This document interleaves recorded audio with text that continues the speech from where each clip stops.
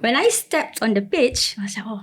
So this is what a good football pitch this feels is what- like. this is Women's what- Premier League in Singapore, that's how you should I think this is the aim pitch for, that no? Sun Heung-min was stepping on and training on. So I think Hello and welcome to part 2 of Yahoo Footballing Weekly with me, Yahoo columnist Neil Humphreys. And me, Yahoo editor Chia Keong. And we have a great guest with us today. We have Nur Syafiqah from AIA. No, don't just say it like that. Yeah, okay. AIA Football Championship winner. Winner. Let's get the full Okay. title. Come on. Tell us what you did to become an AIA Championship football winner. what I did, I just had fun. Okay. Basically, it's all about having fun. AIA Championship is it's an event held on an annual basis, yearly basis. So what I did was I signed up with my mates and I just had fun. And I didn't know that, I'm on my way to London.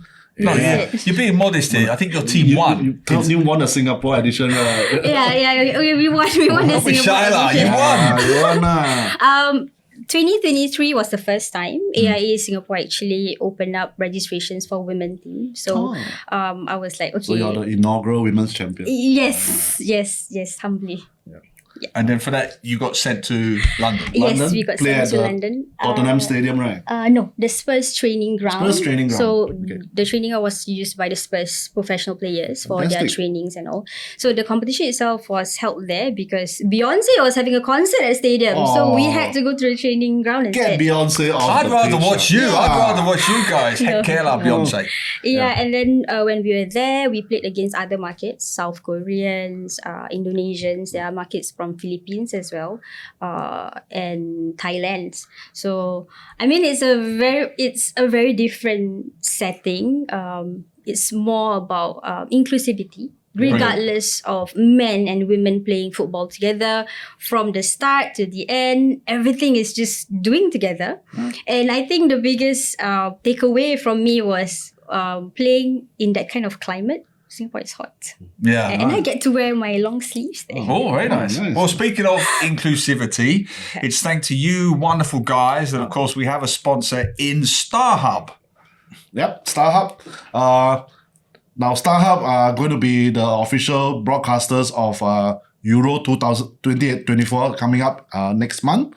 So, if you can sign up now before 26th of May, you get a special discount, early bird discount price of $88, where you can get all the matches, 51 matches live. Brilliant. And then you can get all the things like you can replace and then catch it in four in high definition and everything. Bargain. All by after 26th of May, it is $108, $20 more. So don't waste time. Go and sign up now if you want to watch Euro 2024 with StarHub. You see what he did there? He always goes into uncle mode. You see, he always looks over the Sign top up of his now. glasses. Sign up. Sign up here. That's Sign when up you know, here. don't play player That's if he's in, right. he's in uncle mode That's when he why looks Uncle over his Mode. glasses. Must sign, must do. Right, let's get back to our AIA Singapore Championship winner who went over to the UK to represent her team in Singapore. How did you get started in football?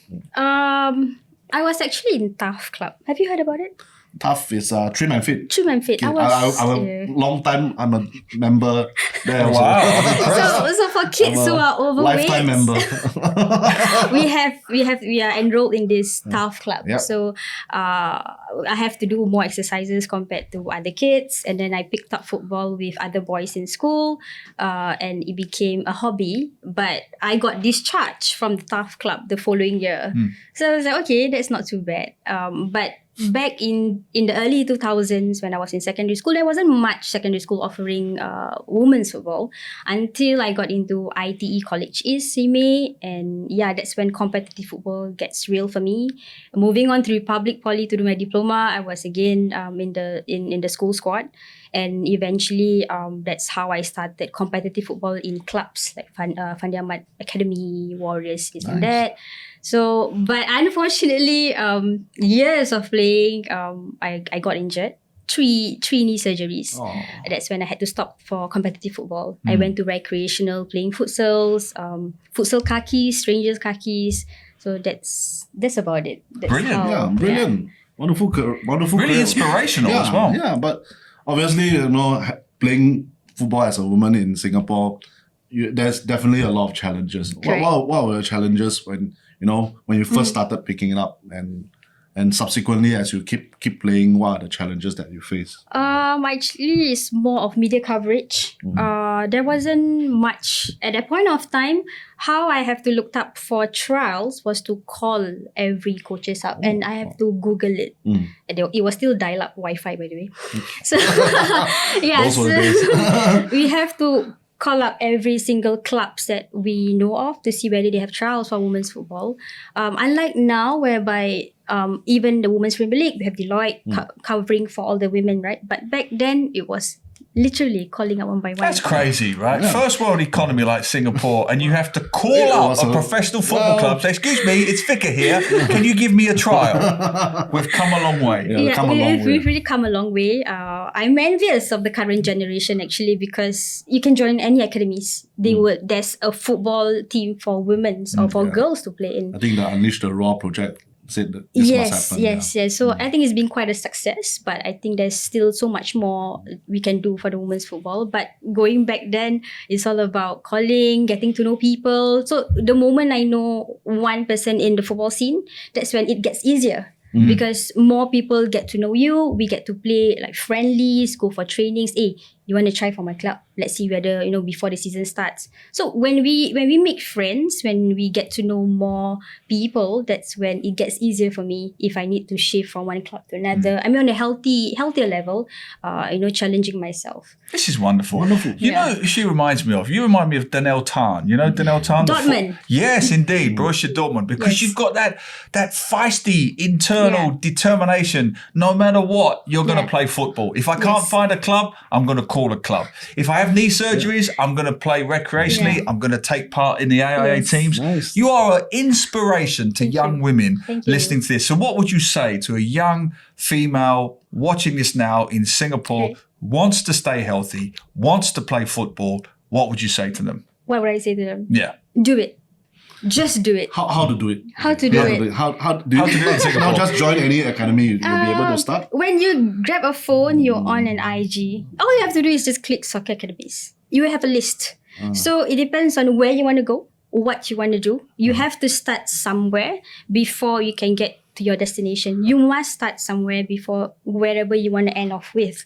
So for ladies out there, for girls out there, take the stepping stone, ignore the white noise all around you, because we have seen, it's proven that we do have young women players out there playing in UK, playing in US on various scholarships. There are opportunities and you have to grab them. Because if you don't, someone else will, and you'll just be like me, 32 years old. I'm just fantasizing them.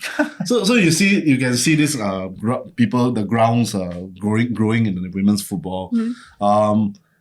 Now let's say they want to join the AIA Football Championship, Okay. right? How would you describe your experience in London? How would you sell it to none of the people who wants to take up this It's an indescribable feeling. First things first, with what I live for, with under AIA Singapore, healthier, longer, better lives. So that's what we've been promoting to not just staffs or even our representatives, but also to the community in Singapore, that we have to live up to this motto, this slogan. So I mean, based on whatever that I've experienced with AIA Championship, we really lived up to it, because it's a platform for us not just to be competitive, but it's also to have fun. So there's a competition element to it. The winning team gets to go to London, but during the whole entire event itself, I get to make friends, not just FSCs. I mean, I myself is an agent, but I get to meet people on the back end. And that's where I think it's important. Wherever you go, you have to make friends. So for me, it's important to socialize, because there will be opportunities coming our way regardless, because opportunity is endless. We have to think beyond the horizon. So whatever that I had in London was undescribable. Something that I've never experienced as Always a footballer. remember. You always I'll have always it. remember, Yeah. because back in London, there was no gender bias in football. Why'd you look at me? Yeah. I know I'm from London. I'm not personally responsible. No, Look at you. I am personally responsible for all gender bias in London. No. So the reception, the competition, even is as basic as the facility is offered to us. We are given our own changing rooms. course. We don't have to share with anyone.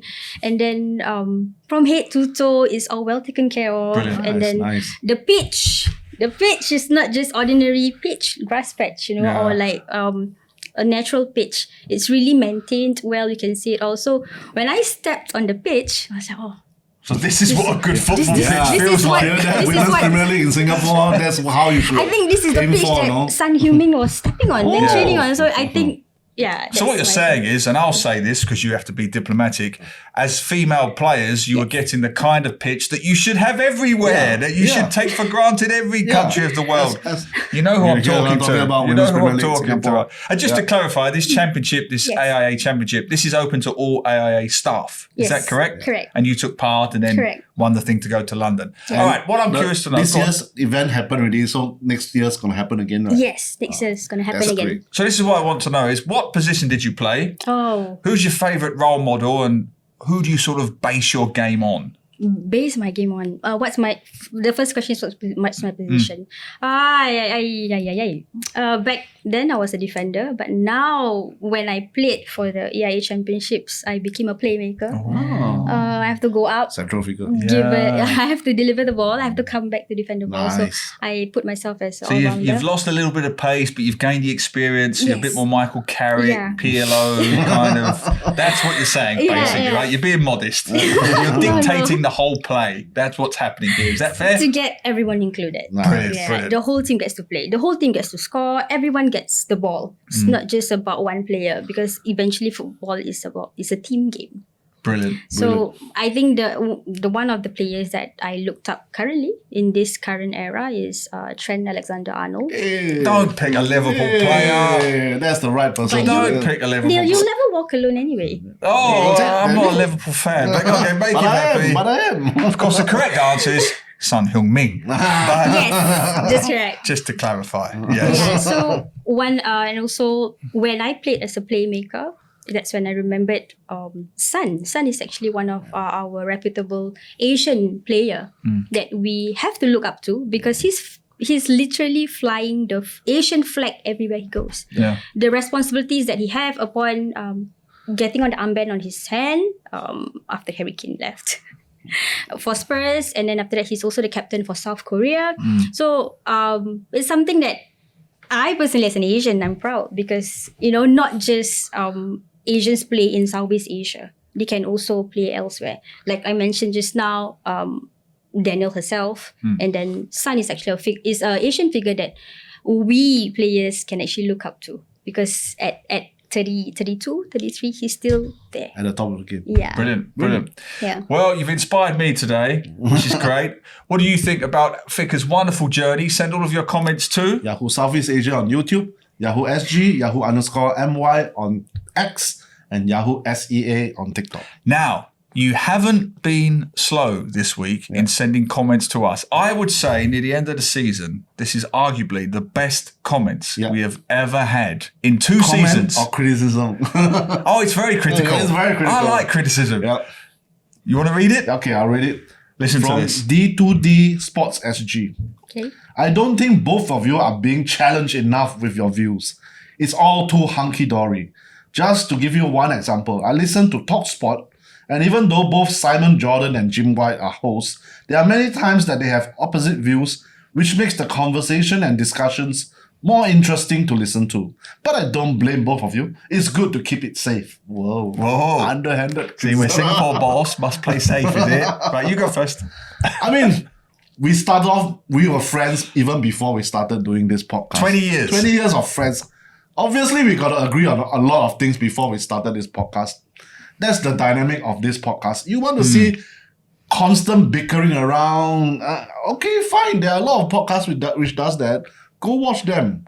But if you want some insight, because both of us have been 20 years, have been doing media work within the sports fraternity, within the football fraternity, well, we can offer you some things in this podcast. I'm sure you have a lot more things to say. I couldn't agree more, but this is the one time I might go a bit deeper, a bit cheap, let's go. right? In the post-Brexit, post-Trump age of populism, everything's binary now. Everyone's screaming at each other. I've got to say black, you have to say white. And we have to scream back and forth until we go viral. That's what social media has become. So if you watch Jim White, and I enjoy it, Jim White and Simon Jordan, Jim White says A, Simon Jordan must say B. And it becomes very binary and very performative. It ends up becoming like a pantomime. They are acting they are playing roles, right? So Jim White will make everything a crisis. Oh, Simon, have you seen that Wayne Rooney's unhappy about Manchester United? What have you got to say about that, Simon? Excellent, man. And it's acting. They're performing roles and it loses its authenticity. Now, there's another podcast called The Rest is Politics, which is currently got a bigger global audience than CNN. And their theme on the podcast is, what do they always say? Disagreeing agreeably. And that's what we do. We do disagree, actually. We disagree a hell of a lot, but we disagree agreeably. Because outside of this podcast, out there right now, in this age of populism, everyone's screaming, everyone's ranting, everybody's raving. I don't necessarily want to bring that in here. Obviously not. We're trying to build a football community where we take on diverse views on women's football, men's football, English Premier League, Singapore Premier League, the Singapore Youth League. That's how we want a global sports podcast award. That's how we won a Global Diverse Voices Award. We're trying to build a football community, not alienate it. And that's why we liked your comment. See, anyone else would have dismissed it and rejected it, but we welcome it. We welcome all of them. Which ties in very nicely with the next comment. To the next one. Big Cow 86 says, I attended my first ever local football match with my family last week. All thanks to this podcast. Thank you. Thank you. You're welcome. He went to his first football match because of us. Awesome. From the drum beats of the football chants, even my kids were shouting, "Go, Sailors, go!" Obviously, he's watching the Sailors versus Hougang match. Was that because of us? Because of us. Oh, it's actually the Community Shield match, actually. The match was certainly a fun and memorable occasion for the family. My question to the esteemed and knowledgeable host with your football match-going experience. Hang on, just now we was up. It's up and down, isn't it? Now we are the esteemed and knowledgeable. We're esteemed now. Okay, good. If you have a magic wand to improve one area of a match-going experience in the Singapore Premier League, what would that be? Wow. Okay, we'll ask you that question as well. Later. Okay, we'll go first. You want to go first? Yeah, I mean, you just need to get into communication with the community around the stadium lah. I mean, you must have tie-ins, like you have jersey sales. Maybe you have food trucks of the nearby cafes around the stadium. Build a community around that stadium. Correct. Like I said, probably last week, you have to have that community spirit.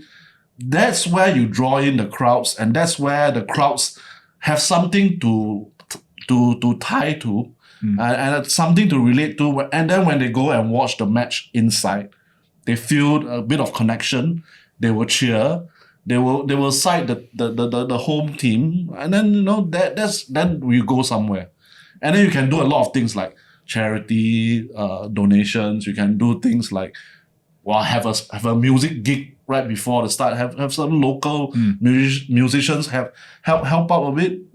There's a lot of things that you can tie the community to that stadium, to that home ground. And that's where you press on. That's where you can improve the match-going experience. I disagree completely. Oh, wow. I'm just saying that to make him happy. After 2 years. No, I agree. It's very simple.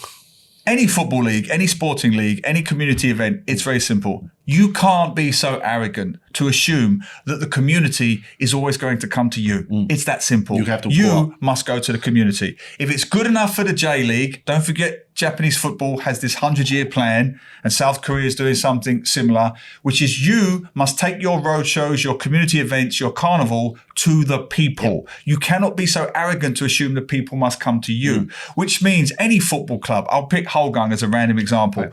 You have to go to all the schools in Hougang and give out free tickets and make them come to the stadiums, or invite schools in your constituency to come down to the stadium. You must send your players down to schools. You must give coaching sessions or whatever it may be. You must give away free tickets. It's on you to update your social media platforms regularly in the year 2024 with squad news and injuries and fun facts and interviews.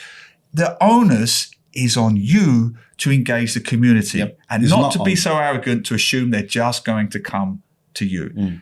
Do that, everything else will fall into line. Yeah. What do you think, as someone who's been involved in the scene for many years?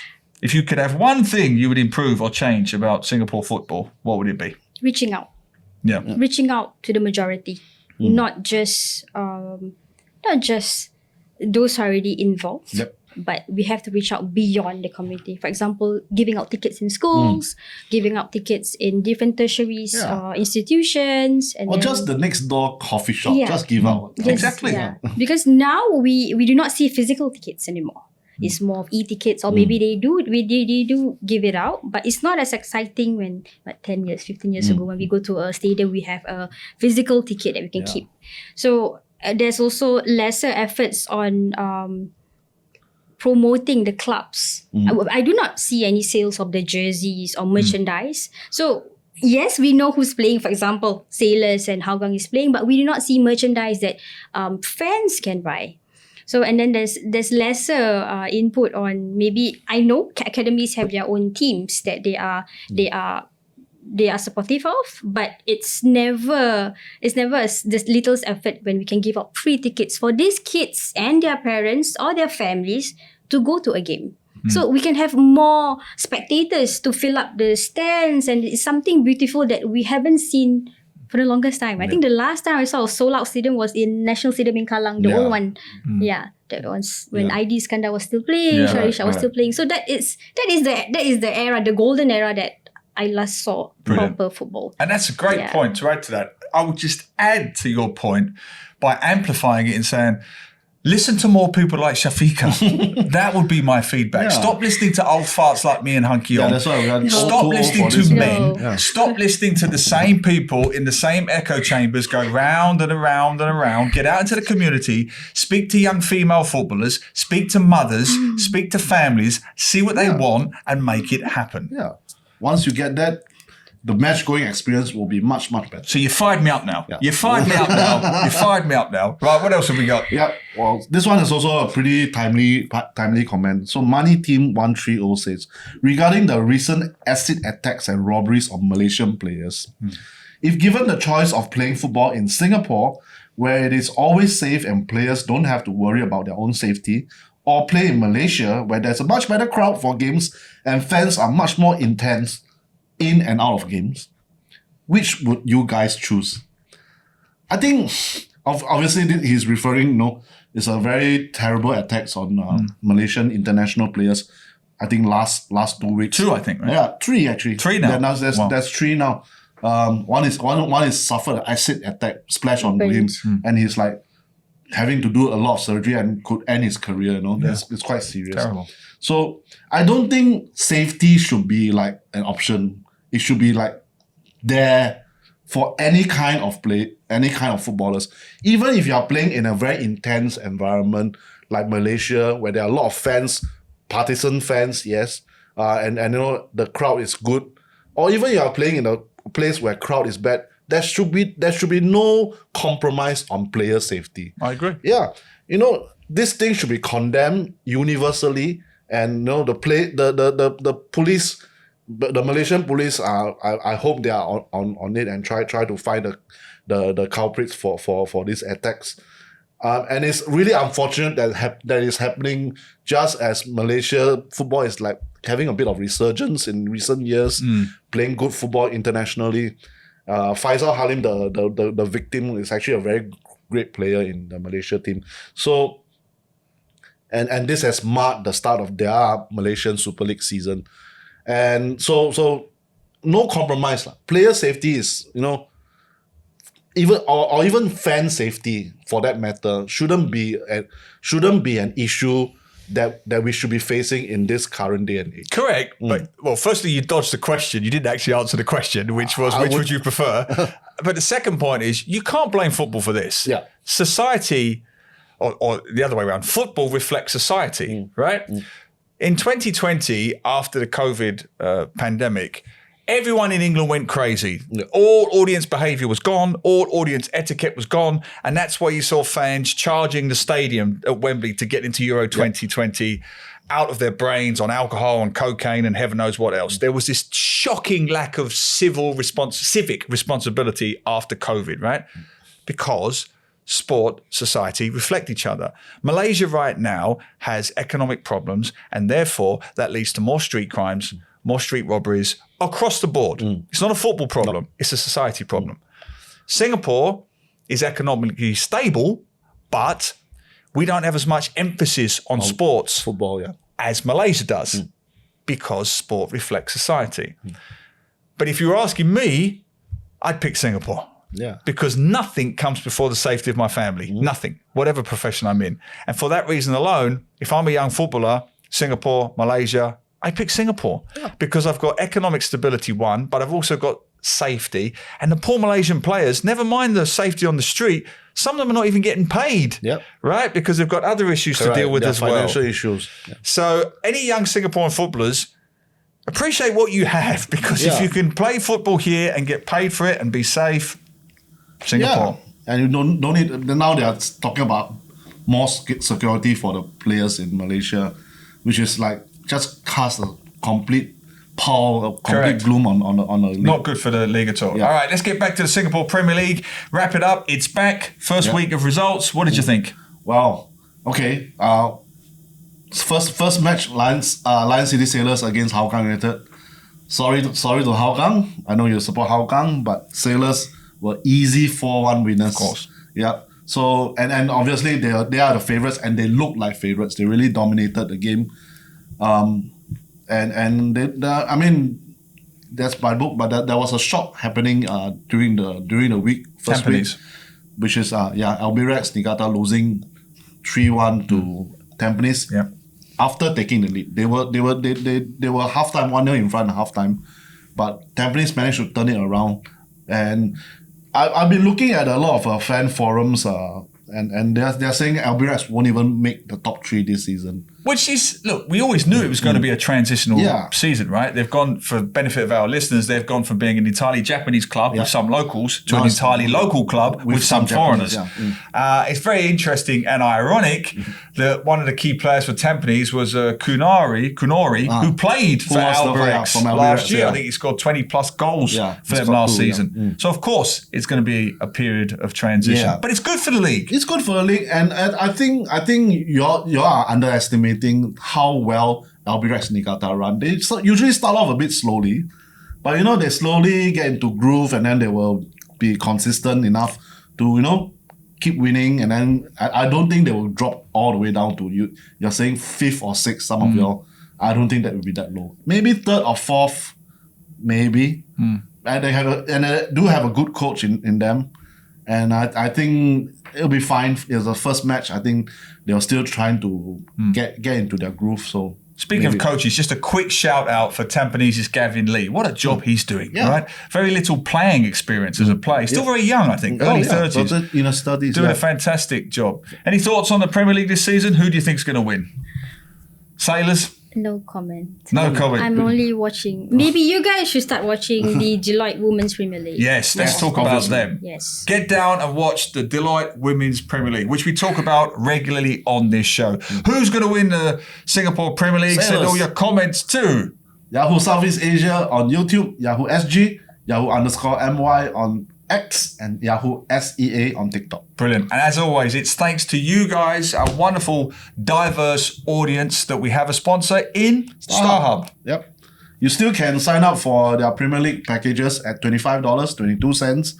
And if you are the pioneer generation or the young generation, you get it at half price. Good deal. Prepare for the next season. Brilliant. And Fika, thanks for coming on the show. Thank you so much. Thank you so much for coming this season. Did you enjoy it? Oh, yes, I do. Will you come back? I will. Everyone's insulting us this week. Everybody's insulting us this week. I'll be back next year if I make it to London next year. Okay, great. And we hope you'll be back next week. You know where to come. Last episode of the season. Correct. Everything will wrap up. We'll have everything, we have Shashi Kumar with us. We will. Yep. And then we'll talk through all the review of the season. And final reminder, you can come down and see us. We'll be at MBS for all 10 games live. So join us there if you can. In the meantime, see you right here next week. See you. Take care. Take care.